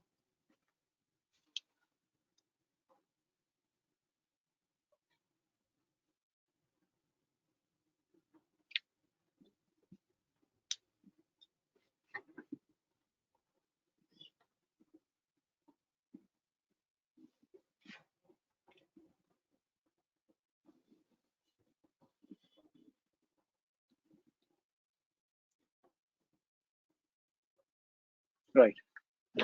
I'll just wait for Sangeeta to log in. She's just coming. Perfect. I ended before time. I said that it will end at 2, but I ended 5 minutes ahead of that. Perfect. There's a lot many data because some data I will show. Yeah. Yeah, because there are a lot of questions pertaining to people asking to check about, a particular journal. So I'm sure it's going to take us time to respond to them as well. It's good to have some time for question and answer round. Right. There's a lot of data which I will show them and I will speak on them while I will be doing the hands-on also from their Right. queries, because their queries will become my research also. I have a copy with me. I keep on adding the notes, the data which comes to them, and then I keep on answering as much as I can. So the first question is that can the cloned predatory journals be indexed in Web of Science or Scopus? Cloned cannot, because cloned is a fake website of that original journal. But predatory can be indexed because predatory are not predatory when they are indexed. So databases has no problems. Databases never index a predatory journal. The journal turns themselves into predatory after they got indexed. They are a motto of ruining the academics and earning the money. For that, they first year published good papers, and after publishing good papers and getting the indexing, they turn predatory and start earning money. So the example is the Journal of Critical Reviews from Malaysia. For 1 year, they published 150 good paper, excellent papers. For the second year, they published 3,000 useless papers and earned around 3 to 4 crore Indian currency. And now the journal is out, they have no problems with that because they've earned the money. The research was poor, the DOI was not given. You will not get the promotions, you will not get anything in your career. That's none of their business. They've earned the money. So the databases are good. They are trying to give us the best, but the journals getting into them are bad. Can I add one little point here, which is that this databases like Scopus, Web of Science, they also make that effort of weeding out these predatory journals from time to time, which we don't see everywhere. I have shown the discontinued list, ma'am. So they are doing their bit, but now it's our responsibility. Before the damage is being done, a journal is getting predatory, catch them there only. Why to wait to go for 2,000 or 3,000? Let's catch the journal at 100 only, to do some kind of meta-analysis before publishing that what kind of papers they are publishing. If they are going out of the purview, never ever send your paper to them. 99% it will be red flagged and will be thrown out from all the databases. Even it will take 1 year, but it will happen. So now someone wants us to check a journal. It's called Annals of Romanian Cell Biology. Is in Scopus. It is in the Scopus list as they publish all courses journals. Annals of Annals. Romanian. I'm checking the discontinued list first. Annals of, yeah, so Romanian Society for Cell Biology, na? Should I give you the rights to present so that everybody can also look at your screen? Yes. 1 second. Yes, sure. Give me once again.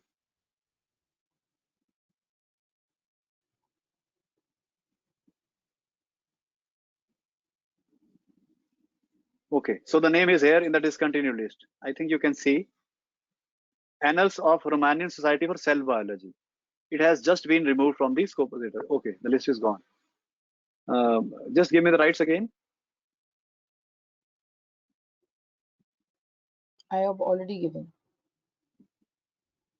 Okay, so it is showing my screen.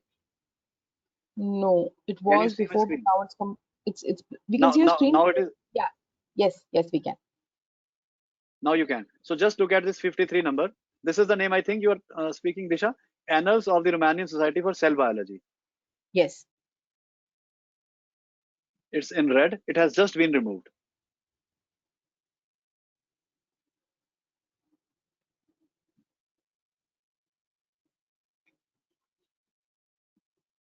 Can you see other journal is, yes, the other journal is Urban Geography and Environmental Science Journal. Urban Geography and Environmental Science Journal. Let me check the discontinued list first, and then we will go to one. So Urban Universal Journal Education. Okay, so now let me go to the databases. So it is indexed in Scopus or not? We will just check it. That name is Urban Journal of. Can you repeat the name again? Yeah. Urban Geography and Environmental Science Journal.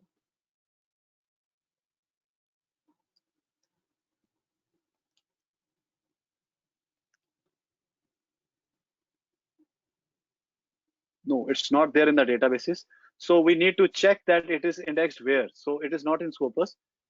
Urban Geography and Environmental Science and Journal.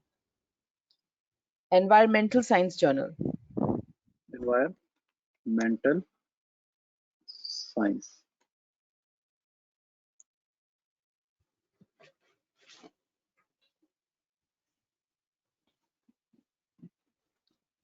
So it's not there. This journal does not exist. Maybe the name, tell her to write the name, him or her to write the name again. Let's go to the next question. Sure. Can a journal which is put on hold be called a predatory journal? Yes, it can be. So if a journal is on hold, do not publish with them. Why it is on hold?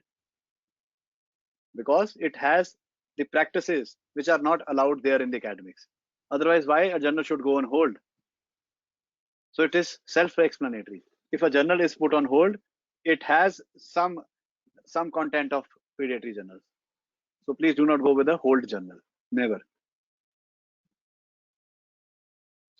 Now the next question is that I had published my paper in a predatory journal, but the journal is now is not existing now. I mean, they must have submitted a research paper. So that is that is a problem with the predatory journals. You submit with them, and then they run away after taking your research and money, and now you are at a total loss. What to do? Yeah. So that is a problem. But you will be able to see your paper on the Google Scholar. So now Google Scholar also gives that mistake. They will also index your paper. So if that paper has been removed, you could have reused it. But now I'll just finish the question, Dr. Narula, so that you can answer it in a complete way. Right. So they're saying that they had published their paper in a predatory journal and now it does not exist anymore. They would also like to know that if they send a research paper of more equal, I don't know what that means, paper, would the editor consider it as self-plagiarism? I think if they are publish it again, I mean that I think that's what they're I was answering that only. That if you have your digital footprints of the research papers anywhere, it can never be accepted by anybody else, because we will check it through the Turnitin or to the other software. It will be caught. So you have to remove that paper from all the databases. So now it is removed from the predatory journal, but Google Scholar has indexed it on its own. So now you have to write to Google Scholar also to get it removed.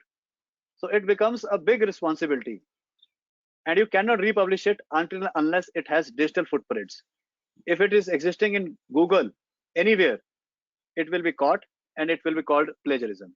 110% self-plagiarism also. So you need to get it removed from all the databases. Right. The next question is, it is compulsory that every journal should have a DOI? It's not compulsory. It's necessary to have the authentic information. DOI should be working. Most of the journals will have the DOI, but DOI should take you to the original research paper from doi.org. So it is an important aspect of a research paper and a journal to have a working DOI.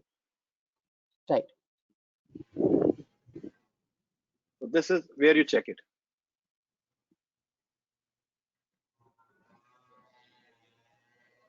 So now the next question so it is important part.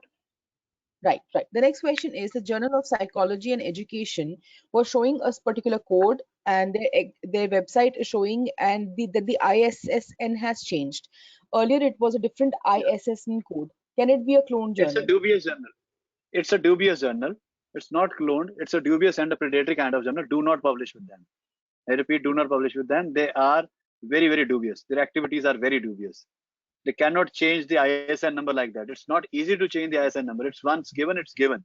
You just cannot change the ISN number. You can change the periodicity of that journal. I think ma'am can answer to this also, Sangeeta ma'am. I don't think so we can change the ISN like this. You can change the periodicity. It can be monthly to annual to biannual to 3 monthly, but I don't think so we can change the ISN like this. So it's a dubious journal. Their papers are also not getting indexed in Scopus. Scopus had red flagged it. And again, you see they are with the IFERP, with a dubious paper broking agency. Well, Professor, in some cases we can change. No, Sudhir Rana this side.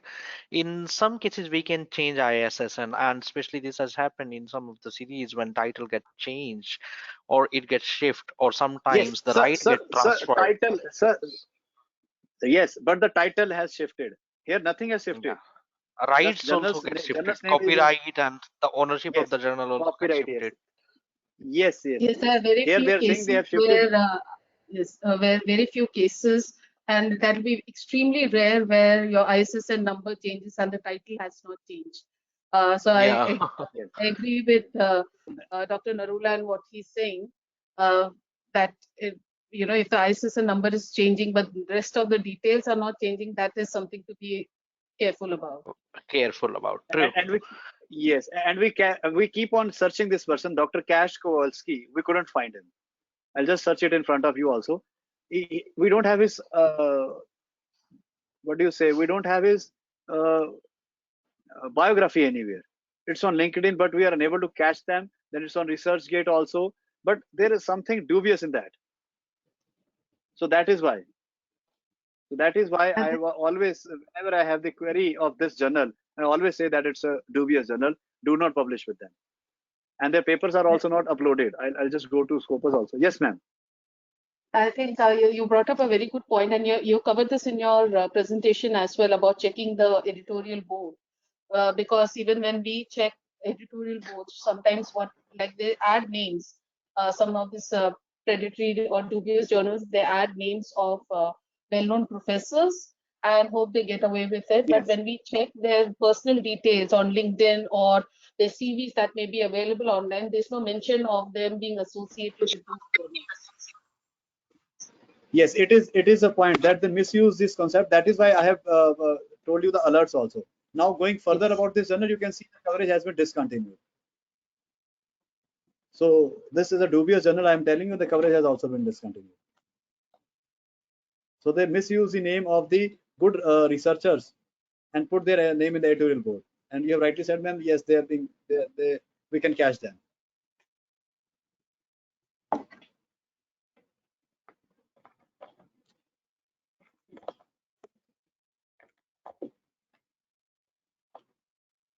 Yes, Disha, let's go to another question. Yes. We just have a member who's been trying to look at the screen, but they're not able to see. I would like to inform them that the presentation is moving absolutely fine. The error or the lag is at your end. I would request them to rejoin the session because there is no issues from the presentation side in terms of looking at the video. Because I have received a number of comments from him saying that he's not able to see the moving cursor or whatever you're trying to show. But it seems to be working fine. So please, I request the person to log out and log in again because no, not you, sir. For you, it's working fine. Yeah. You're able to see everything. Right. Yeah. Yes. Yeah. Yeah. So I'm just changing my headphone. I'm just requesting the person to log in again. They'll be able to see everything. Thank you. Okay, the next thing we want to check is check the status of the Turkish online journal of qualitative inquiry. Qualitative. Here it is. Turkish Online Journal of Education Technology has been removed because of the publication concern, and the new name is of this journal is Online Query, and this will also be sooner removed. It is, I think, has been red flagged. I'm not sure about the red flagging, but the journal is publishing dubious amount of trash in it. So Turkish Online Journal of Qualitative Inquiry is prima facie is a dubious journal.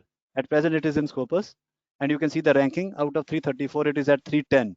So it is at Q4, and try and avoid Q4 journals for publishing because this list is dynamic list, and most of the time Q4 journals are out. Right? It has recently been added, but it has become the talk of the town. And you can see on the website there are plenty of papers, and here there are 6 only, because somebody has complained about this journal, and it has must has been red flagged there. That is why those papers are not there, which are there on the website. And you can see the area also, social science and education. As and when it goes out of the area, it will also be red flagged.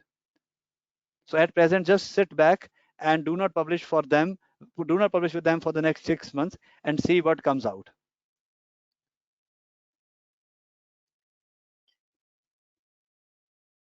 The next journal is O Economia and Copernicana.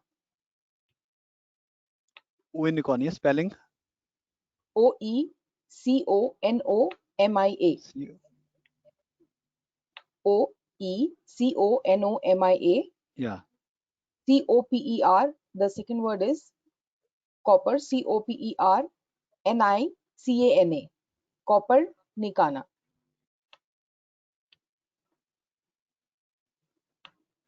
Okay. It's looking like a Poland journal.pl. So these kind of journals are also dubious because Netherlands, Poland, and why they are doing the rounds here in South Asian countries, we need to check.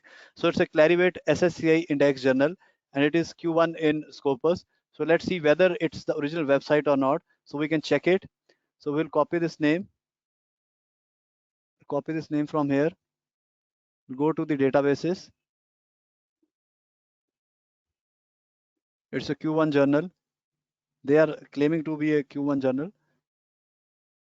Here it is, Coprisana. It's an open access journal. Site score is also good. It's a Poland journal. Content coverage is also good. The papers are very less. Not much of the papers are there. Now, where is the home page? There is no home page. So this is the anomaly with elsewhere. Why don't you have a home page? It should be there. Because of that, now somebody must have made that website. Or even if it's the original website, it gives us the doubts. This should not have happened with a big brand like that. So now what to do? The site score is very good. Everything is fine. So where is the home page? We'll try to go through Schemago. This is the responsibility of the Elsevier to give us the homepage because they're queuing the data from them. We'll try and search from here. You can see I told you that it's a Poland journal. Nicholas Copernicus University is running it. And Schemago also don't have the homepage. So now this is a doubtful thing. I will not recommend this website. I have to do some more research in it, then I can share. But they're saying in Clarivate. So let's go to Clarivate now. If it is in Clarivate, Clarivate might have the original homepage with them. So this is the work now we have to do for every journal where there are doubts. So where was the Clarivate link? So Web of Science link, Clarivate. Okay, I have to open again now. In the meantime, I'm just sharing a suggestion that scholars, there might be a possibility that a journal is recently included, and sometimes it take approximately 1 year or more than a year to get appeared into the Scopus database or in Saimago. So you can check the list that Dr. Narula have shown you, the list of accepted titles. So if you do not find any journal directly in the Scopus or in Saimago, and you think that journal belong to a good publisher, or you think that journal have credibility, or you like to check, then look at the title list that has been shown by Professor Narula to you. That's also another way. So it's possible that a journal was accepted in Scopus, but it takes time to get the content onboarded and get appeared in the Scopus. And sometimes it take more than 1 year. Right. So yes, sir is right. It happens, and sometimes, usually, yes, it takes around 1 year. That is why this list is there. This discontinued list has all the accepted titles also. So via MJL, we have reached to the website of the same journal, and it is taking us to that same website. So this website is an original website because MJL has also, the master journalist has taken us onto this website. But so there is an error with that why elsewhere don't have this original website. We can check one more thing. We can see that when was this made. This can be a dubious website, and MJL can also do an error. So we will go to this and we will see that when was this website made. There can be error also through Clarivate also. Clarivate can also make this error.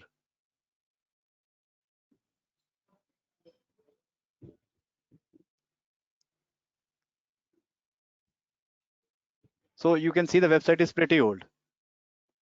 The website is pretty old. So this is 110% an original website. So now why it has come to us now, I think they have started taking paper from all over the world. Earlier it is looking like an European journal, but now if it is a reach to the level of the Indian research scholars and to the Indians, so that means there might be some money is involved. They are taking some of the predatory indexing also. So I think they have taken index Copernicus. Here it is. So they've also taken some of the predatory indexing with them. So there may be some problems with this journal in times to come. Over to you, Disha. So the next question is for students pursuing PhD, if by mistake somebody has published in a predatory journal, can it add to negative credits for their research credentials? It adds to the negative credential 110%, and it depends upon the university also whether they are checking it or not. In India, the serious concerns are being raised by the universities, and we are checking it thoroughly. As a deputy dean research of my university, it is my responsibility that I should check it, and nobody gets a PhD degree by publishing in a predatory journal. And it's with everybody now in India, so I'm not sure about from where this question has come, but if it is in India, yes, it is going to negatively impact you. So you can simply remove that paper from your databases, or you can write to that journal that you are a predatory journal, I would like to remove my paper, or you can just sit back and see that what is the policy of that university. So that is also uh, the answer to that. I'm not sure about the Sri Lankan, I'm not sure about the UAE Gulf Medicine University's policies, but I don't think so. Nobody is going to allow any predatory publisher to excel, to have the research paper in their databases from the predatory publisher. And I'm sure about the Sri Lankan team and the Dubai team also, that they will also not allow. So it's a Yeah, big we no. are also, yes, we are also not allowing. Definitely Yes. not. We treat it negative. Yeah, it's like a deception. So if it is in a PhD, I'm very sorry to hear that you have published your PhD paper, but yes, this is the case. That is why we take these kind of awareness workshops, and I've taken 100 plus, and I requested Sangeeta ma'am and ma'am to allow me to have a workshop with you, because I knew that this is a very, very big group. Many people will be listening to me, and this is a very big platform for me to tell you the truth behind this academic deceptions which are going on. So once again, thank you, Sangeeta ma'am.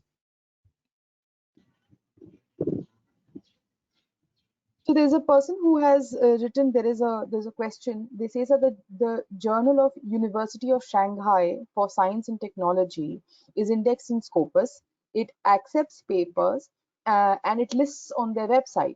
And also they have a DOI. But when the paper is searched in Scopus database, it does not appear. What is this? Because Should I consider? it's a it's a cloned website. Okay. So the papers are So published on this website. what should be the next steps? For example, if unknowingly someone has published, you spoke about clearing the digital print of your journal of whatever article that you've published. But how do you remove Digital footprint. yeah, how do you remove that? How do you go Digital, about removing it from everywhere? you write to them and tell them that you're gonna go for a cyber fraud case against them. If they're afraid of you, they will remove your paper and give you the money. If they're not afraid of you, your paper will not be removed, and it will be sitting here. And as and when we go for the rechecking, it will be caught by the Turnitin. And if the paper is removed, you need to see the digital footprints, whether it has been indexed in Google Scholar on their own. So if it is indexed in Google Scholar, you have to write to Google Scholar to get it removed from there. If it is there in ResearchGate added by you, you have to remove it from ResearchGate, academia.edu. Then you have to see if it has been cited, and then if somebody has cited your research paper which has published in a clone journal, then again there will be big trouble for you, because that person will not write and will not remove that citation, because his paper will be in the retraction then. So big troubles are waiting, but hopefully it should be in the journal only. Nobody should have cited it. Then you can get it removed from all the databases. It will take time, but yes, you can do it. So I think he's talking about this website. So this was the cloned website. I couldn't show it, and the Right. papers are there, and right. So the papers are there, and these papers will never be added into the Scopus databases. That is why you are not able to see the original these papers in the original website. And you can see the paper from all over India, like Sharda University and then Kanpur, and people are publishing them from Egypt. So this has reached up to the level of Egypt, right? So So I this is think the it's time problem. for us. So that is why I showed you these clone journals. Right. So I think it's time for us to Yes, take ma'am. the last session. We are almost at the end of our time. Now, the question is that, sir, if a journal is in the UGC Care List 1, Yeah. the person published in that journal, but now it is discontinued, it is print only and is not online. Hard copies of the same are available. Is it valid or not? It was valid till the day you apply for it. If you apply now, it is not valid because the journal has been discontinued. Some of the people are adding backdate papers into the research journals as well as into the websites. So if you are applying for a admission or everything by the April, if the journal was discontinued in April, it will be counted till April only. If you are applying in October or in August now, we will not count that paper because it has been discontinued. So now you won't have any benefits of that. Otherwise, people are publishing backdated research papers in adding them into the databases.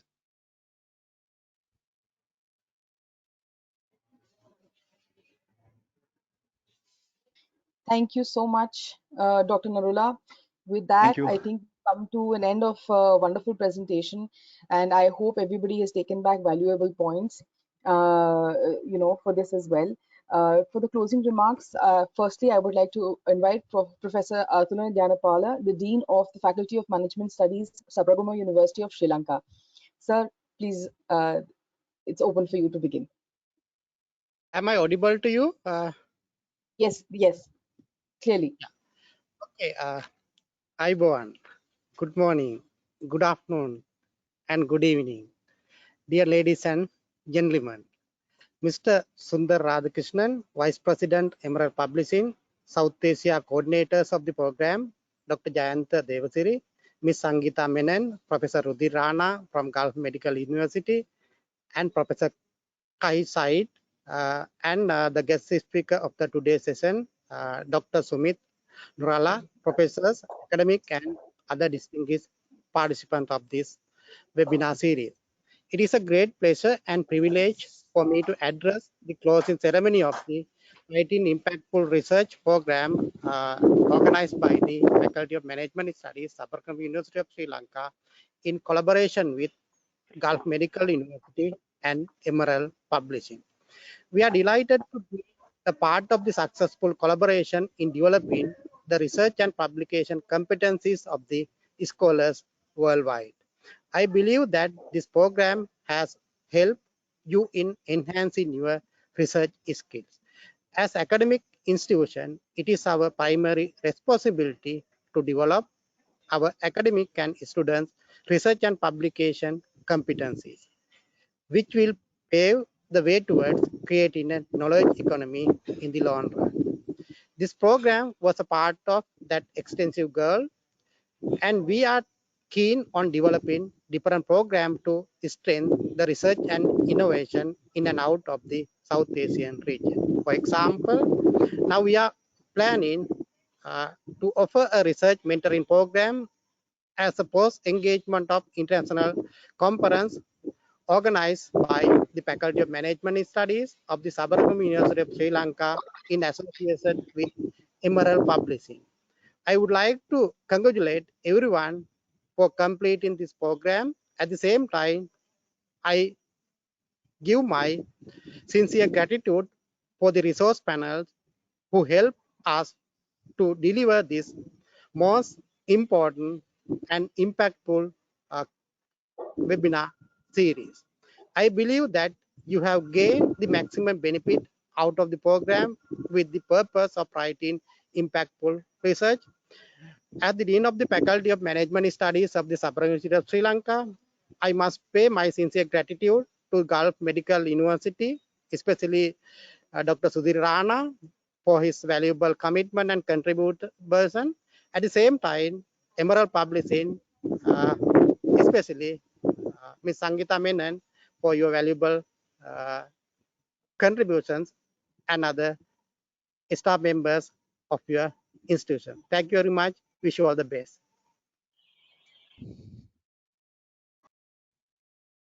Thank you so much, sir, for your kind words. I would now like to invite Mr. Sundar Radhakrishnan, Vice President, South Asia of Emerald Publishing. He has been a great support to us in making this series a huge success. Thank you, Disha. Ayubowan. Good afternoon, everyone. At the outset, I would like to congratulate everyone for the successful completion of the Writing Impactful Research series. The core ethos of Emerald has always been to support the research community, and hence we're so proud to have been part of such a detailed and thoroughly planned webinar series. I would like to take this opportunity to thank the Chancellor, the Honorable Chancellor of Sabaragamuwa University, Professor Ratnayake, Honorable Vice Chancellor of the University, Professor Athula Gnanapala, Dean, Faculty of Management Studies, Professor M.S.M. Aslam, Chairman of the Research and Publications Unit, Dr. Dewasiri, Senior Lecturer, Faculty of Management Studies, for giving us an opportunity to collaborate as academic partners for such a unique initiative. The feedback we've received after each session have been very encouraging and have helped us to stay motivated to explore more ways that we can continue to support researchers and quality publications. Planning such a detailed 16-week program that brought together a series of expert guest speakers and researchers from all across the world is a commendable effort. For that, I would like to sincerely thank our regional coordinators, Dr. Jayantha Dewasiri, who is also the brand ambassador of Emerald in Sri Lanka and the editor-in-chief of the South Asian Journal of Marketing, Dr. Sudhir Rana of the College of Healthcare and Management Economics, Gulf Medical University, UAE, who is editor of the SAJM Journal as well, Mr. Mohammad Kashi from Gift University of Pakistan, who's also the brand ambassador for Emerald in that region. And my own team, my colleagues, Ms. Sangeeta Menon, our Publishing Relationship Manager, and Ms. Disha Lakhanpal, our Regional Marketing Manager, for all the hard work they have put in making this webinar series a very memorable one. Thank you once again. It's a privilege to have been invited to speak to share my closing remarks in the for the whole event. Stuti. Thank you so much. Your words are always encouraging, and it's nice to see this session coming to an end as well. Now, for the vote of thanks and other information, I would like to invite Dr. Jayantha Dewasiri, Senior Lecturer, Sabaragamuwa University of Sri Lanka, and as well as the Brand Ambassador for South Asia Emerald Publishing. Good morning, everyone. Good afternoon. Good evening. Professor Athula Gnanapala, Mr. Sundar Radhakrishnan, Sangeeta Menon, Professor Sudhir Rana, Dr. Sumit Narula, Disha Lakhanpal, and dear participants. First, I want to announce that we are issuing a single certificate covering all of the 16 sessions you have attended, and you will be receiving it during the course of the next 4 weeks period. Disha, can we go back to the ICMR flyer if you can?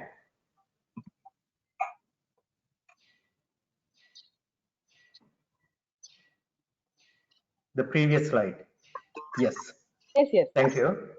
Yes. In addition to that, we are proud to announce that as an extension of the Writing Impactful Research Program, we are conducting the Interdisciplinary Conference of Management Researchers on 16th and 17th December 2021 through hybrid mode. We have collaborated with Emerald Publishing, Gulf Medical University, University of Delhi, University of Technology, Mara, Chartered Institute of Management Accountants, which is CMA, CIMA, CFA, CIM, Taylor and Francis, and a few other partners in conducting this conference. There are ample publication opportunities in reputed journals and assigned best paper awards for each track in this conference. In addition to the conference, we are conducting a post-mentoring program for the presenters of the conference on how to write and publish impactful manuscripts.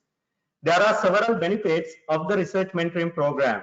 We will assign highly recognized researchers as mentors and your research and will arrange individual sessions with the mentor to improve your manuscript.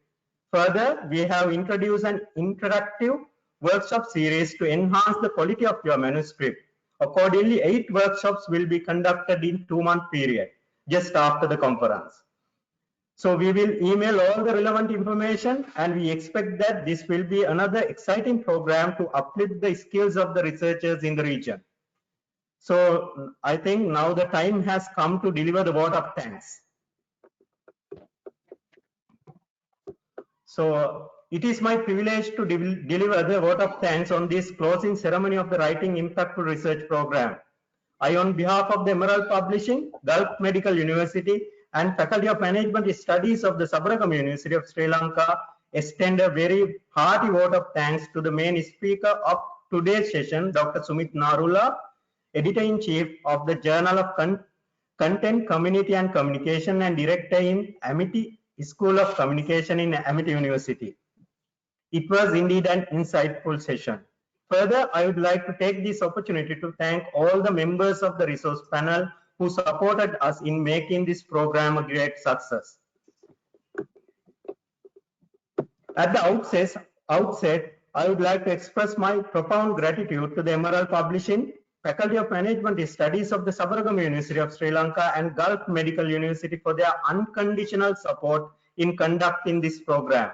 In particular, I wish to express my gratitude to Mr. Sundar Radhakrishnan, Vice President, South Asia, Emerald Publishing, Professor Athula Gnanapala, Dean of the Faculty of Management Studies, Professor MSM Aslam, Chairman of the Research and Publication Unit of the Faculty of Management Studies, Sabaragamuwa University of Sri Lanka. I would also like to express our sense of obligations to regional coordinators for their kind guidance for this event and also in helping us in strengthening various mechanisms in developing this program. In particular, the support rendered by Ms. Sangeeta Menon, Publishing Relationship Manager, Emerald Publishing, Professor Sudhir Rana, Assistant Professor at the Gulf Medical University, UAE, Professor Kasif Said from Gift University, Pakistan. In fact, they supported a lot in making this program a great success. Then with the gratitude, let me also thank Ms. Disha Lakhanpal, Regional Marketing Manager, Emerald Publishing Group, for the support rendered in making this program a great success. Then with a great respect, I would like to thank to all the distinguished officials from the Emerald Publishing, Gulf Medical University and the Sabaragamuwa University of Sri Lanka. Last but not least, I would like to extend my sincere thanks to the audience, all the senior academics, professors, visiting faculty, researchers, industry participants, partner university representatives, research students, media presenters, including Sunday Observer and Sunday Times, for their active participation. Thank you all again. Wish you all the best. See you. Thank you from my side Thank you to so all. much, everyone. Thank you from my side also. And Thank you from my side also to Sangeeta ma'am specifically for giving me the time, and because it's been so long we are in touch, and she gave away her own session to give me this chance. This was her session, and she said that this session can be added after all the sessions was added. So thanks a lot again, man, Sangeeta ma'am, for giving this opportunity. Our pleasure to have you on board, and I think the session went very well. A lot of takeaways, and so it was our completely our good luck that we could have you on board for this webinar series as well. Right, ma'am. Thank you so much to all the audience members. And thank you so much, everyone. The webinar is ending, not the relationships. You can reach out to us in any way. Yes, you can reach out to us in any way possible, and we are always there to serve you. Yes, you can log into LinkedIn and can write there for the journals. If you couldn't answer, I couldn't answer. So we are looking for a helpline. We have started a helpline. I think we all should start an helpline together where you will get the queries and we'll try to solve them. And young researchers should be saved from publishing in these dubious and predatory journals. Eventually, it is a very, very bad thing which is happening to them. So I'm worried, and I think we should all work together. And I am now joining your team. So thank you for everything, ma'am. Thank you so much, everyone. Take care. Thank you so much. See you all in another webinar soon. Thank you. Bye. Have a good day weekend, everyone.